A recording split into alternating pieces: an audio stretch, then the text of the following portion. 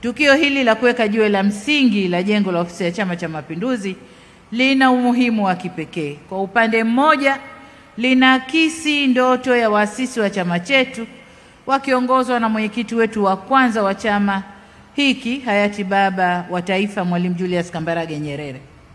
Na kwa upande mwingine, tukio hili linathibitisha umadhubuti wa chama chetu na uwezo wake wa kupanga, kuamua na kutenda mambo makubwa na yenye maslahi kwa chama na taifa letu. Ninaamini kuwa baada ya kukamilika kwa jengo hili, sio tu tutalitumia au litatumika kwa kazi za utawala, bali pia litakuwa ni alama nyingine isiyofutika ya uimara, umoja na utambulisho wa Chama cha Mapinduzi ndani na nje ya nchi.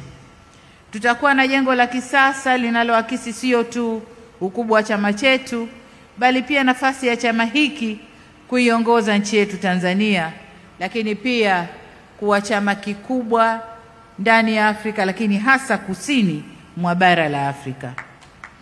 Ndugu viongozi na wana CCM, mmoja kati ya waasisi wa taifa la Tanzania na aliyekuwa rais wa ASP na rais wa kwanza wa Zanzibar, marehemu mzee wetu Abeid Amani Karume, katika moja ya hotuba zake aliwahi kusema, na hapa na nukuu, alisema kwamba ili chama kisimame lazima watu wakione, lakini vile vile lazima watu wakisikie, na vile vile lazima watu wakiheshimu.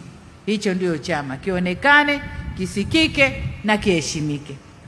Lakini katikati hapa Chama cha Mapinduzi pia tulisema, na nadhani pia iko kwenye katiba yetu, kwamba chama ni alama zake, na moja kati ya alama zake ni ofisi zake, bendera zake na mambo kama hayo. Chama ni alama zake. Sasa kwa kuzingatia maneno hayo ya busara,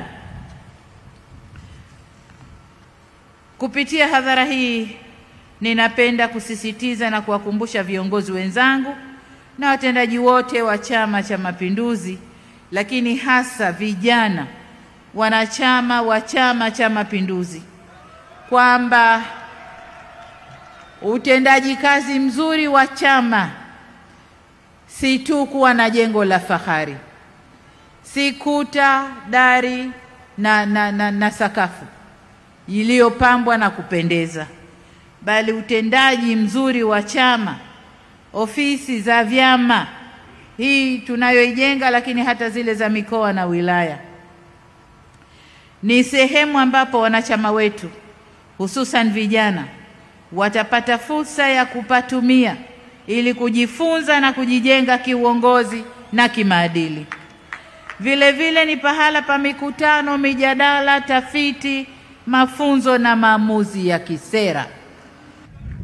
Aidha, ni muhimu wakati wote viongozi kuwa karibu na wanyenyekevu mbele ya wananchi, maana wao ndio wamiliki wa chama hiki. Si viongozi tumekabidhiwa dhamana, na dhamana hizi tunapita, kama tulivyosema, kwa mwenyekiti wa kwanza, wa pili, wangapi, mpaka mwenyekiti huyu, na vivyo hivyo ngazi nyingine za uongozi. Sisi tunapita, tunaendesha, kipindi kikisha tunaondoka, wengine wanakuja kuendeleza. Kwa hiyo ni muhimu vijana na wanachama wa Chama cha Mapinduzi mkalijua hilo, na kwamba wote tukakaa mguu sawa katika kukijenga chama hiki. Tukumbuke kuwa chama ni jukwaa la wananchi la kuamua hatima yao, na siku zote CCM kimekuwa chama cha watu.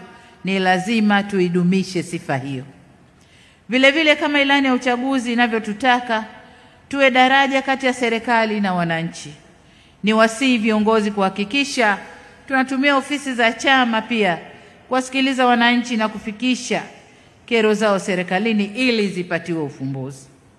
Ndugu viongozi na wana CCM wenzangu, kupitia mradi huu chama chetu kinaenda kufungua sura mpya ya makao makuu yake, na sote tunaweza kuwa sehemu ya kuifungua sura hiyo mpya.